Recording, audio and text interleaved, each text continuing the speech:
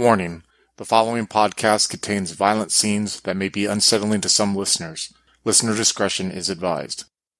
In the fall of 2010, a single kindred travels to the Twin Cities of Minnesota to answer the call of an elder of his clan. Join us as Marco Giovanni is pulled by family loyalty into a strange territory in which he is forced to strengthen his family's influence, yet at the same time avoid destroying himself with his own dark desires. Hello, and welcome to Twin Cities by Night Eidolon. Twin Cities by Night Eidolon is a Vampire the Masquerade duet story with Adam playing Marco Giovanni and Chris as the storyteller. If you'd like to contact us, you can find us on Twitter and Facebook, where you can find up-to-date news and a link to our Discord. If you'd like to support the podcast, you can find us on Patreon at Twin Cities by Night. We hope you enjoy.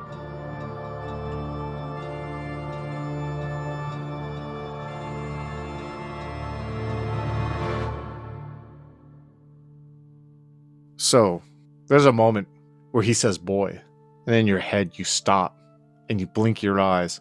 And when you open your eyes, you hear screaming, and you're standing over him, and you have bashed his head, you think maybe, into the wall next to the fireplace.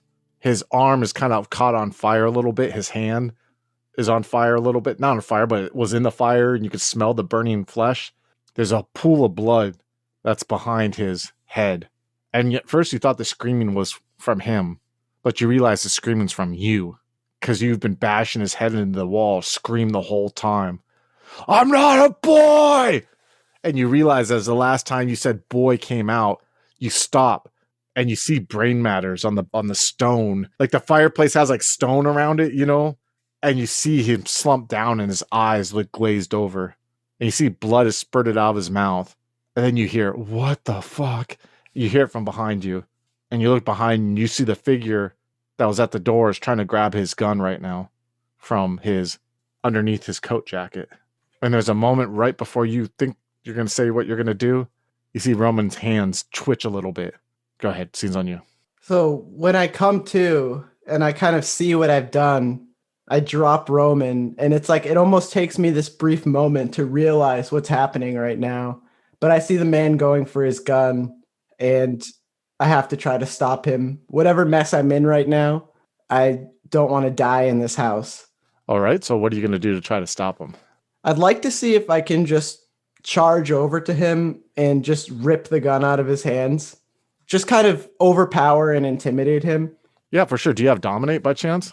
Yes, I have 1 dot of Dominate. So you could use Dominate, to tell him to stop, Okay, I'm actually going to do that. Okay, so it's Manipulation plus Intimidation.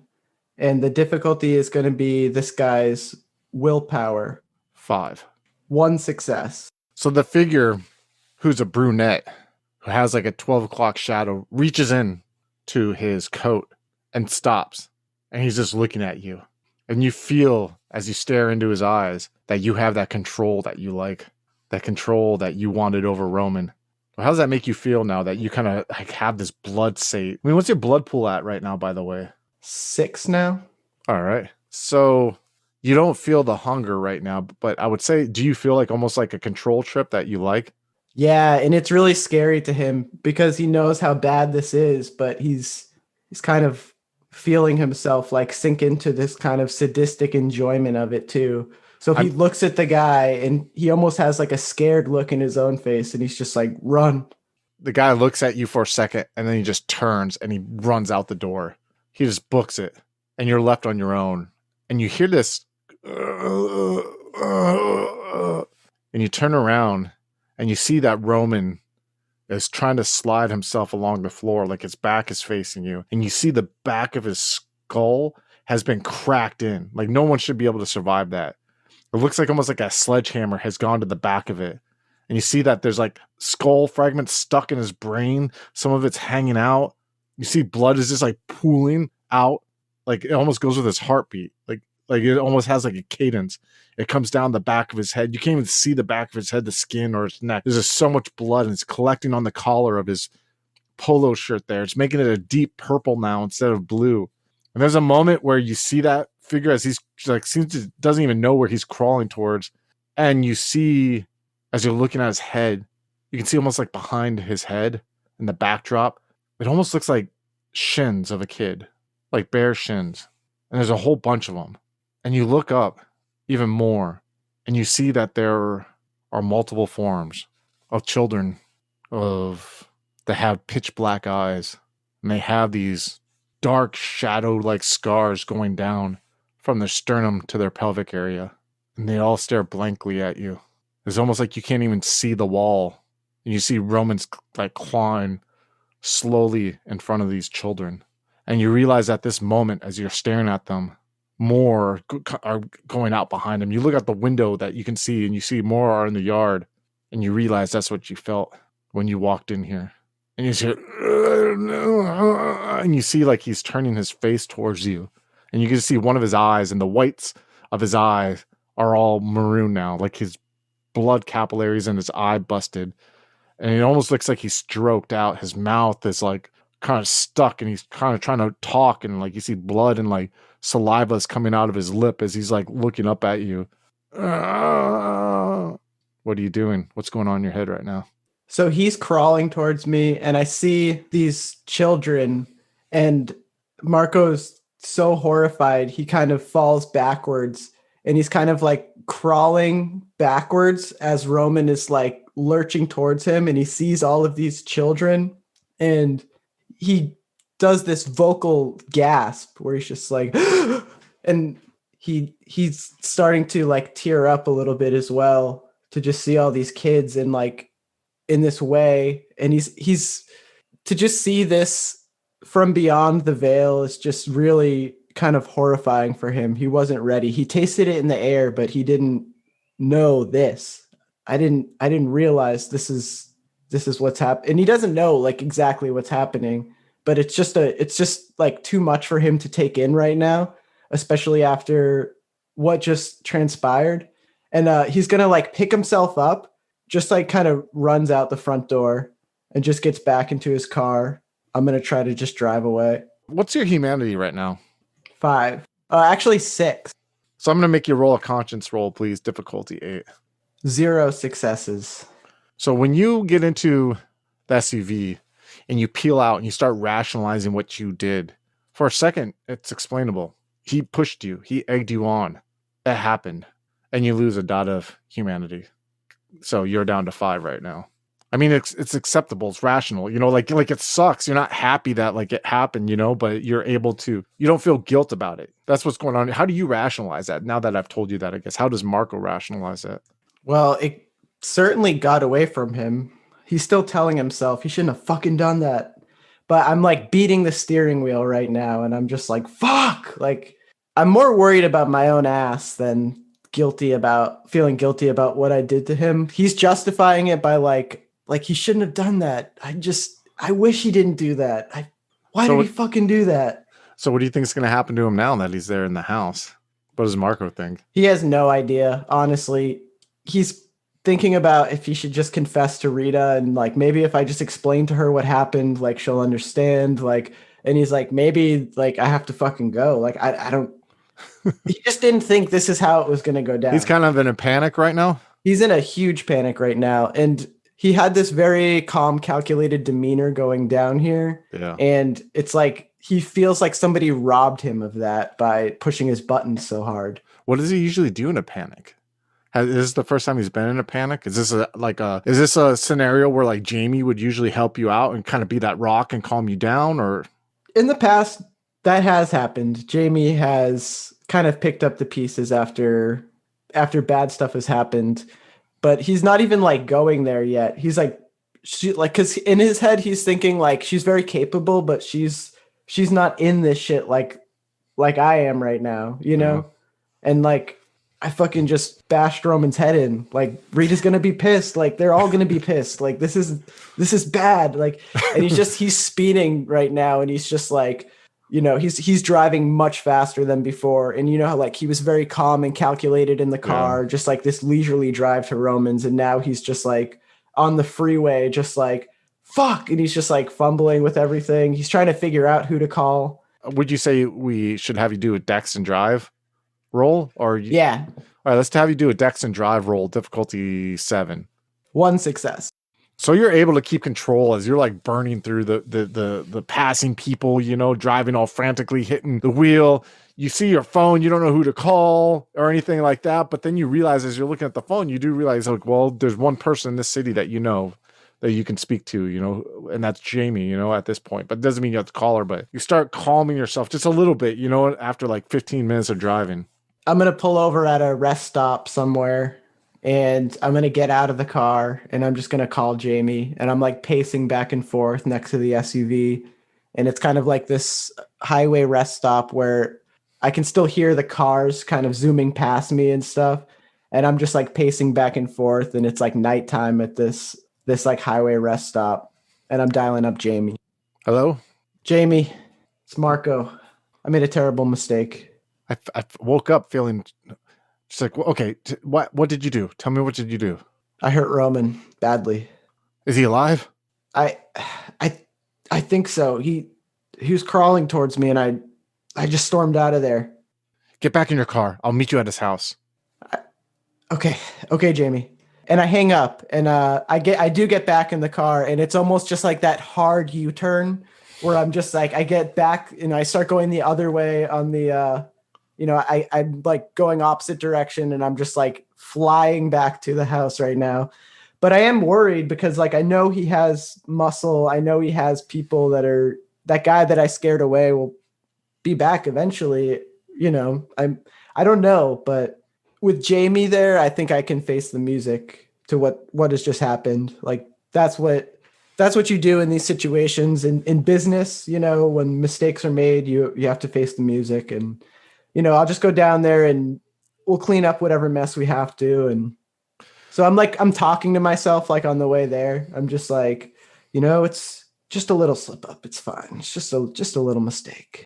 As you peel into the driveway, and about like I swear like 2 or 3 minutes later, you just see her car just like coming up behind the car, you know, that she's gotten for this area. It's like a town car, a luxury car, almost like a Cadillac of sorts. And she kind of pulls along the side of the fence and doesn't go in the driveway, and you just see her get out, and you see her like close the door behind her, and she's wearing like the same sweatpants she wore before and the same shirt, but she has like sneakers on and a hoodie of the same college thrown on top of the shirt, and she has like a purse on or over there, and then she has a not a purse, a backpack, excuse me. She's like this backpack slung over, and she's like walking over to you real quick. You could tell she's like scanning, looking around at the yard to see anything, and she gets up to you and she like hands you this pistol, and she just like hands it to you, and she sees she has one in her hand, and she's like, is he the only one here? No, he has workers, he has muscle. I got one of them to leave, but did you see anyone else when you were here? Did I just see the guy that let me in? You just saw him. You just saw the guy who I think that was it. I think it was just him. Okay, come on. And she goes up to the door and she like opens the door. And when she opens the door, you see like the door opens like 2 feet, and then it kind of like stops, like something's in the way. And you just see like his hand on the bottom is like coming to the like around the door, and you see it's like all like got blood all over it. And you see him like he's like trying to like, you know, he's laying on his stomach. He's like trying to like pull the door open, and she's just like pushing it. She like kicks his hand a little bit, like kind of stomps on it a couple times, and his hand goes back, and she's like, get in. And she like waits for you to get in. And then she slams the door and like locks it. And you don't see any of those children anywhere right now, but you still feel that unease. And you see the figure, he's like looking like, he's like got that sideways look, and blood is just like trailed behind his head. You see the streak going along like the carpet, and it's going along the hallway that leads to the front. And she's like looking down at him, and she's looking up at you. She's like, you got 3 choices. You got 3 choices, Marco. You either bring him over, you give him some of your blood, and you hope that he heals and he keeps his mouth shut, or we end it here. Marco's just like thinking, and he doesn't have time to think. He doesn't want to bring him over, but he's trying to just like play through all these different scenarios in his head. And it's just like, okay, I bring him over. He's my child. I'm stuck with Roman forever. What kind of life is that? Okay, I kill him. I let him die. Rita will be pissed. She'll fucking edge me out. I know it. And he's just going to go over to him, and he's just going to like turn him on his back. He's going to cut himself and try to bleed it into Roman's mouth. And you see that, like, you turn him over, and you can see one side of his face is slack, like a stroke victim. And you see his eyes, one of his eyes, like I said, are completely like bloodshot, and the other is rolling back in his head. And you cut your wrist with this like knife that you have in your pocket, like a pocket knife that you carry around with you for such things. And you feel you force your vitae out, and you see it just like spilling along his mouth, dropping on his chin. It's going down his nose. And you see he starts licking his lips like that. Go ahead and take away 3 blood pool points. You're at 4 right now. And there's a moment where Jamie's like looking at the intently, and she's looking up at you. And then you see she goes, and she's like, while you're doing that, she goes, walks down the hallway, and she's looking around for a second. And then she goes up to you, and she's like, okay, we got to carry him. We got to get him in bed. If he can heal himself, he's going to heal himself. And she's like, you take under his arms, I'll take his feet. We hoist him up. I'm just like, I'm sorry, Jamie. I panicked. And I'm showing this like weird kind of vulnerability to her right now. And like, it almost like, I feel like this huge shame and embarrassment as like I say the words, like, because it's like, it's almost just like a little kid, like admitting to their parents or something that they just like really fucked up. But it's like, I've always maintained this kind of bravado with her. And I'm just like, Jamie, I panicked.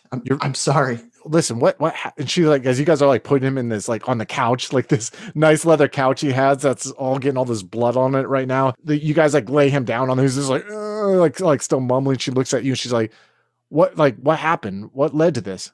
We were just talking and he said something and I just snapped. Well, did he insult you?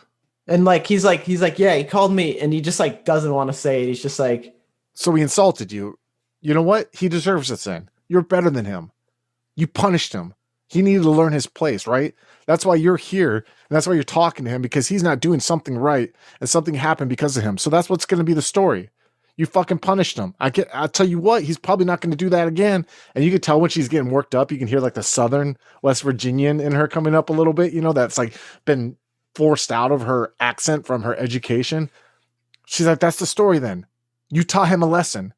I would say like that what you need to do now is you need to fix his fuck ups. You need to get the shit that you are here to fix it and show that this was part of the reason why this happened. You're right. I was about to kill him, Marco. I'm not going to lie. And that would have made things worse, but this is a better decision here. And I bet he's going to be more careful when he talks to you now. You're right, Jamie. You're right. Actually, I might have really helped here. I might have done everybody a favor, by teaching him some manners. You're right. This is good. This is good. And he's like trying to psych himself up on it now. But like, he has this just, I would say pale expression, but he just has this really kind of grievous look on his face of just total stress and anxiety. It's all how you frame it, Marco. It's all how you frame it. And that's what you have to do right now. This is normal. This isn't the first time we've had to clean up a mess, right? But this time, that he's serving Rita, and she's in your good graces, and you're in her good graces. So what we need to do is we need to wait for this person to come back or someone else who serves him, and we're going to calmly explain that this was a family matter and that he's going to survive, and that they need to make sure that he is going to heal up okay. And then we forget this happened. And if he ever brings it up, which we don't even know if Roman has the courage to do that, then you just kind of nod and said, hey, lesson learned, right? Marco's looking down at his like crippled body basically, and just like the state he's in. And he knows that Kindred Vitae is like basically a magical substance, but he even questions its ability to bring somebody back from this. And he's looking down at him, and he puts his hand on Roman's head, and he's just like, poor Roman. I know he's sorry. Man, I'm sorry too. And he's just like looking down. He does feel genuinely like he's like still in disbelief that this situation got away from him as bad as it did. And he's just like, looking at what he's done and just like being faced with it, standing over it. And just like, now they want to try to get him back up. And like, that's his motivation. He's looking at it now and just seeing the damage that he's done. And now we have to try to go back from that. He's just like looking at it and shaking his head. Listen, I'm going to take care of this, okay? Because and she looks at her watch and she's like, you have about 3 hours until dawn, okay?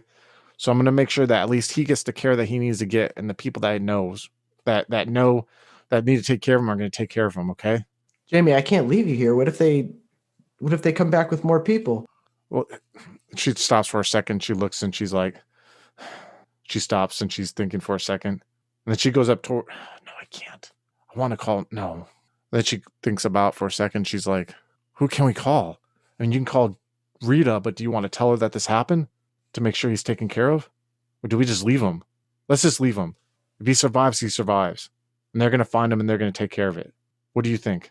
It's like Marco feels so scared that he wants to tell Rita, but he's just like, you're right. We'll leave him. And if you have to tell Rita, do the thing you have to do for her first. And then that maybe will buffer a little bit if she's upset with apartment number 9. Marco is like thinking through all of this stuff. And he's just like, maybe if I could validate the accusations against Roman, it would seem like what I did was in the best interest of everybody. And that's something that he's thinking, not saying out loud. He's just kind of like rubbing his chin, just looking over his bed. You're starting to become part of the Roman conspiracy to like him to look like he did. Wow, that's crazy. Yeah, he's like in full damage control though. He's just like, how do I clean this up? How do I clean this up? That's just what he's thinking. He trusts Jamie though. It's like the second he had her in this situation, it literally changed everything for him. Like he felt like he had to run from the situation beforehand because it just became clear to him that like he has no control over his emotions actually. And like this sense of control and the sense of power that he always boasts and like walks around with, like can just be taken away in a snap. And realizing that vulnerability, he just felt the need to just flee. It's all fleeting. I mean, no pun intended, but like all this power, all these things, it can just go away and go away by some factor of you that you can't control, and that's the curse. And that's the curse. And that's kind of the irony that you see these, and it maybe even makes you wonder, like, how has someone like Rita survived for so long, or how have these elders, is that why they seem so alien? Have they so detached themselves from what they used to be to where they have more control over their actions? I mean, go ahead. And I see how Rita operates with this coldness, and it's something that I try to emulate. And every time I peek into the Sudario and I see the beyond, it makes me question my line of thinking.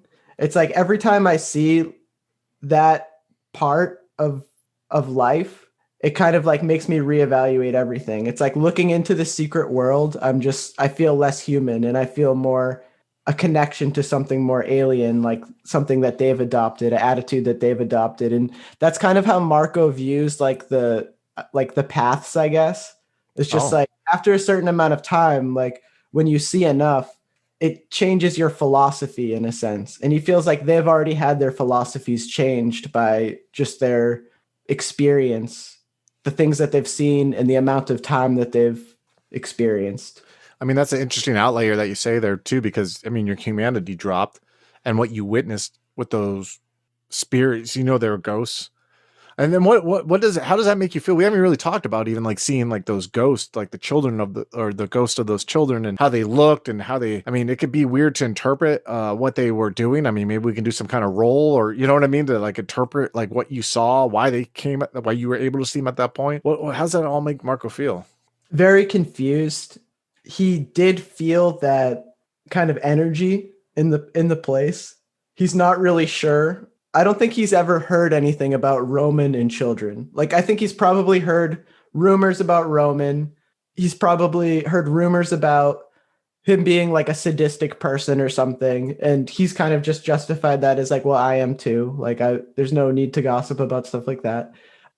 He sees all these kids and he felt that energy and he's like immediately taken back. It was like a very hard thing for him to witness. And he's seen past the shroud. He's peeked into that, but seeing all of that just like in front of him, all of the children at once in his moment of vulnerability made him think about kind of like the childhood that he didn't have and stuff, just like the normal life that was robbed from him. And he probably felt some connection, not sure what it really is, but just like felt this kind of like longing when he looked into their like empty eyes and just saw all of them standing together as like collective series of people. Yeah, I mean, does that even make your disdain for Roman more, seeing that he's like your Uncle Silvano, and the fact that like You know what I mean? That he took away this childhood from these people, God, horribly, and you can kind of put the dots together now. Do you equate him to Silvano now like that? And also, does this change your opinion of Rita at all, seeing that she has kind of decided to like give it something like this? Or are you still looking at like, well, we're all monsters, this is the Giovanni family kind of thing? Or I mean, is there like a line that you have, like a hard no line that you have when it comes to horrible things that happen? So it probably takes a moment for him to put the pieces together. Like he's like, what were those spiritos that I just saw? They're somehow connected to this place. They're somehow connected to Roman. He is somehow involved in whatever took them to the other side. They're tied to him. Like I understand how that works. I understand how spirits are connected to people, connected to objects.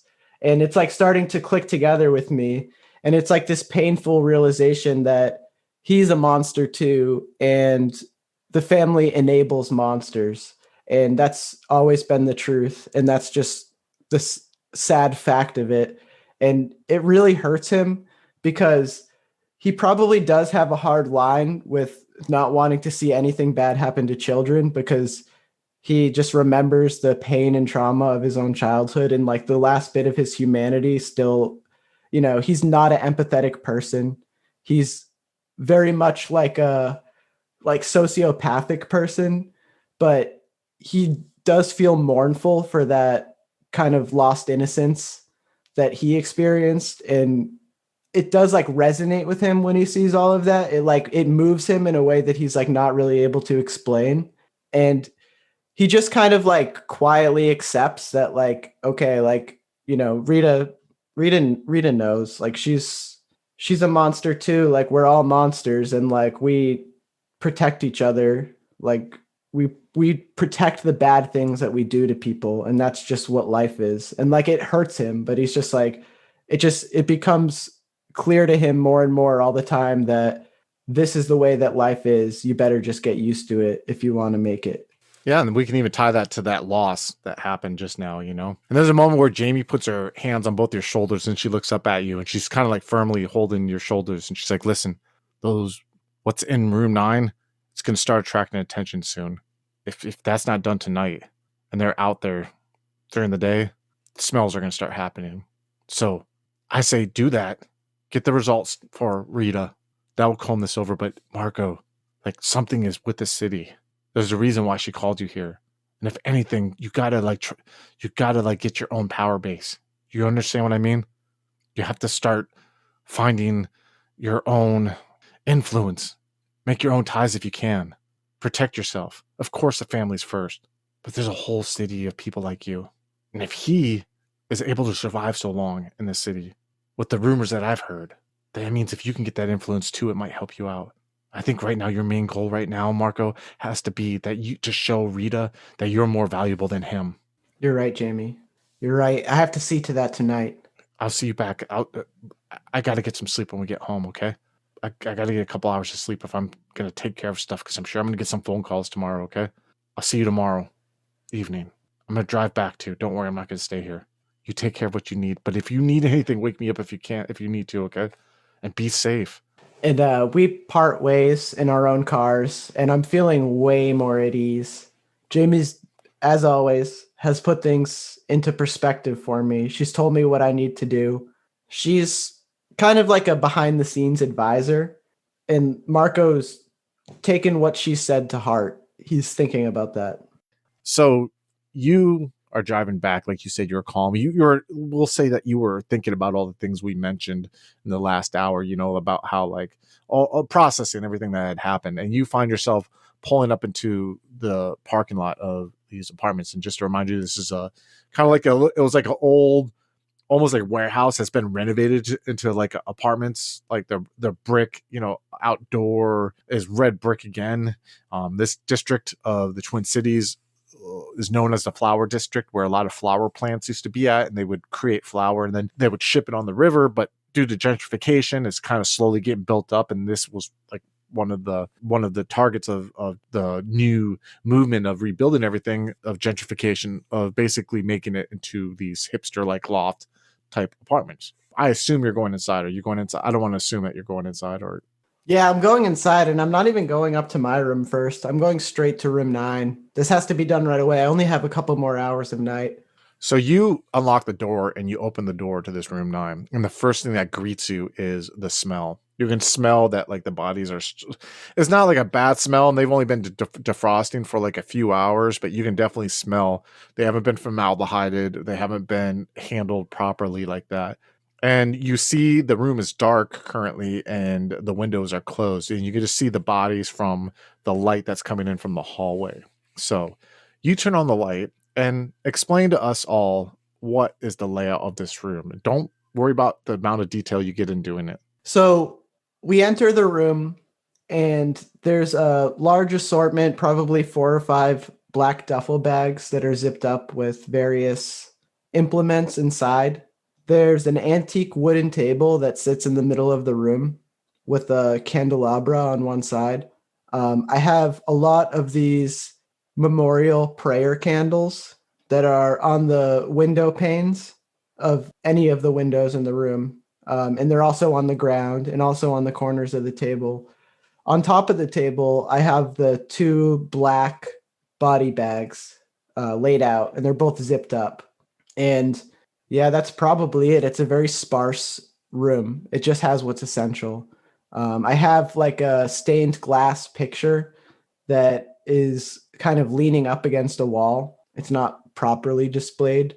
It's just almost a thing where you need to surround yourself with certain imagery and certain symbols to conduct it in the right way. So you see these 2 bags that are on the table. This large circular table there, and you know that what lies within them. And when you open up the first one, you slowly zip it down, and the first thing you're greeted with are these cold, blank, dead blue eyes that are staring ahead. If you enjoyed Eidolon, I highly recommend checking out War is on Fire. It's another of our Vampire the Masquerade games set in 1942 following the Pale Riders. Like Eidolon, War is on Fire highlights another faction of Vampire the Masquerade, showing the complex relationships and requirements needed to be a part of the Sabbat.